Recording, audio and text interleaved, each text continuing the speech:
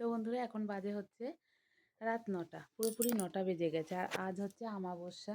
আমাদের পাড়ার শ্মশানকালী মন্দিরে আছে পুজো। তো সেখানেই যাব বলে এখন আমি রেডি হয়ে গেছি। আর এদিকে দেখো এখনও কিন্তু ফোলা ফোলা রয়েছে চোখের নিচটা। আজকে তাও অনেকটাই কমেছে জানো তো। মানে বেশ কয়েকদিন ধরে যে কি পরিমাণ অসুস্থতায় ভুগলাম সেটা আমিই জানি। তো যাই হোক বন্ধুরা, এখন যাব, আমার সঙ্গে মেয়েও যাবে, দেবা যাবে। মেয়ে কিন্তু একবার গেছিল সন্ধ্যাবেলায় ওর ঠাম্মার সঙ্গে, তবুও এখন আবার যাবে। সন্ধ্যাবেলায় ওর ঠাম্মা গিয়ে তাড়াতাড়ি রেডি হ, ওর হয়ে গেছে ঠাম্মা আমার। গিয়ে ভোগ টোগ দিয়ে এসেছিল।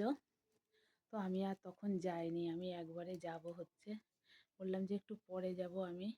তো সেই কারণে দেবা এখন যাচ্ছে, ওর সঙ্গেই এখন যাচ্ছি। তো চলো আজকের মতো টাটা, গুড নাইট। তো চলো পরে আবার কালকে দেখাবো আমাদের কালী মায়ের মূর্তি।